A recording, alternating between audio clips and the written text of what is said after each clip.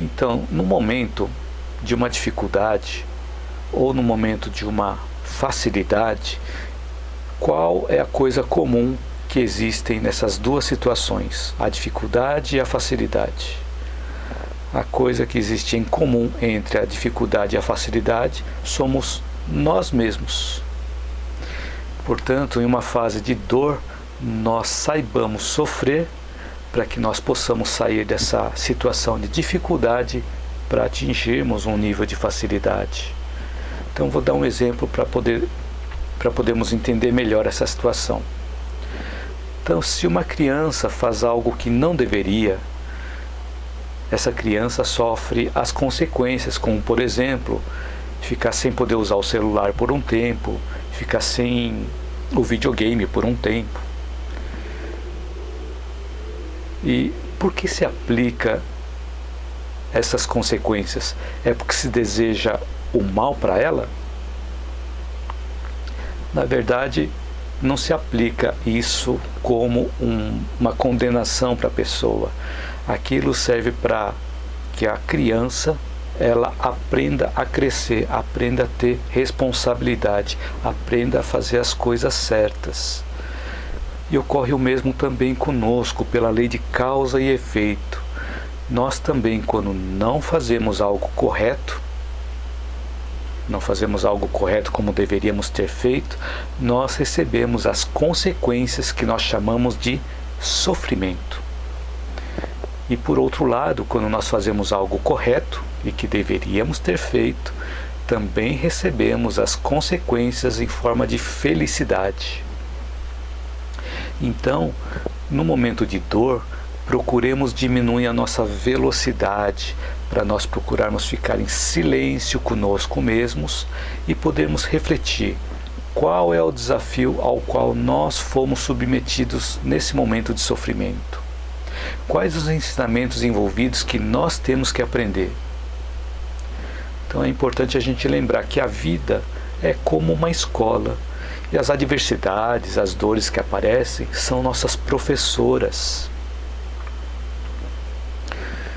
Então, na escola, nós temos o horário de aula e temos também o horário do recreio. O horário de aula é o momento de aprendizado, é o momento das lições. E o horário do recreio é o momento da diversão, da recreação. Então, se nós passamos muito tempo no horário do recreio, perdemos a oportunidade de ter as lições. Então, a gente deveria estar na sala de aula e a gente está excedendo no horário do recreio. Vamos perder as lições. Vou dar um exemplo aqui. Quando eu estava na faculdade, ainda não tinha quase nada de maturidade, não tinha o conhecimento que eu tenho hoje. Então, naquela época da faculdade, quando eu não gostava de uma determinada aula, eu saía para o meu recreio e ia jogar baralho, ia jogar truco. Nem preciso contar o resultado, né? Que dos 10 semestres que eu passei na faculdade, 8 deles eu carreguei DP. Carreguei DP para o semestre seguinte, ou seja, eu reprovei em várias matérias, levando DP para o semestre seguinte. DP é dependência da matéria, né? Aí eu tinha que repetir essas mesmas matérias no semestre seguinte. Tinha que rever as lições que eu não tinha visto no semestre seguinte. E qual a analogia com a nossa vida? Se nós passamos por um momento que nós não gostamos, um problema, uma adversidade, um obstáculo, e nós vamos para o recreio, como eu ia lá na época da faculdade, nós perdemos tempo de obtermos o aprendizado. Se não aprendemos a lição, nós repetimos as mesmas matérias várias vezes até nós passarmos de ano. Então, como seria nos dias de hoje, com a situação atual? Então, diante de uma oportunidade de aprendizado, diante de um sofrimento, né, que é a oportunidade de aprendizado, se nós utilizamos muito tempo desviando a nossa atenção com coisas que gostamos, que nos dão prazer, para não termos que aprender a lição, que é trabalhosa, Aí podemos ficar muito tempo, por exemplo, nas mídias sociais, Facebook, YouTube, Instagram, vendo os perfis de várias pessoas, passar muito tempo vendo TV, ou assistindo séries na TV ou séries na internet.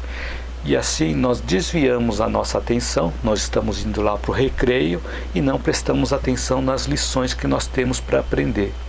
Não olhamos para nós mesmos, e sim ficamos olhando para fora de nós, tentando aliviar o nosso sofrimento com as coisas externas.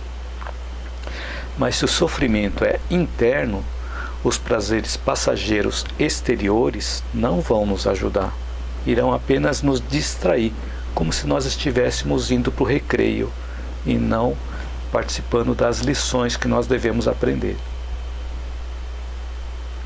Então, se nós estamos em um momento difícil da nossa vida, procuremos sair do recreio e voltar para a aula, para nós obtermos o aprendizado que nós necessitamos. Mas depois nós não vamos mais precisar passar pela mesma prova depois que nós aprendemos? É provável que nós precisemos passar pela mesma prova, sim. Mas só que tem um detalhe, nós não sofreremos mais porque nós já teremos aprendido a lição. Um outro exemplo, quando nós estávamos aprendendo a tabuada, que era algo muito difícil, achávamos que não iríamos aprender, mas tínhamos que aprender para poder passar de ano, naquelas aulas de matemática, né? Aí depois que aprendemos a tabuada e passamos de ano, significa que não teremos mais que passar pelo processo da tabuada? Passaremos sim, assim como passamos no dia a dia, só que não mais com sofrimentos, porque nós já aprendemos a lição. No nível evolutivo que nós estamos, não há um bem que sempre dure, mas também não há dor que nunca acabe. Essa frase é de um provérbio português. Não há um bem que sempre dure, mas também não há dor que nunca acabe. Isso no nosso nível evolutivo, né? E tem uma frase também de Nietzsche, que ele diz assim: aquilo que não nos mata, nos fortalece. Aquilo que não nos mata, nos fortalece. Não é assim quando nós superamos uma dificuldade? Nós sempre saímos mais fortalecidos de uma dificuldade do que antes da dificuldade. E é o que nós chamamos de resiliência. Então, quando nós sofremos e achamos que a outra pessoa que está nos provocando aquele sofrimento, na realidade é a sombra da outra pessoa que está atuando. Mas nós sofremos porque está atingindo a nossa sombra também. Quando nós aprendemos com uma situação, nós nos conhecemos melhor e transformamos a nossa sombra. E naquela mesma situação, por mais que uma pessoa atue com as sombras dela, nós não vamos mais sofrer, porque a nossa sombra já vai ter se transformado em luz, porque nós já teremos tido o aprendizado necessário. Por isso que é importante, quando alguém projeta a sombra em nós, aquilo vai nos afetar se nós também tivermos aquela mesma sombra. Agora, se a nossa sombra ela for transformada em luz, se nós conhecermos as nossas sombras, ou seja, conhecermos as nossas imperfeições, as nossas dificuldades, os nossos defeitos, nós vamos transformando aquilo em potencial. Então, sempre quando nós conhecemos as nossas potencialidades e as nossas limitações, quando nós somos atingidos naquele ponto, aquilo não afeta mais, porque nós já nos conhecemos naquele ponto. Então, quando a nossa sombra se transforma em luz, nós não vamos ter mais sintonia com aquela sombra que nos incomodava.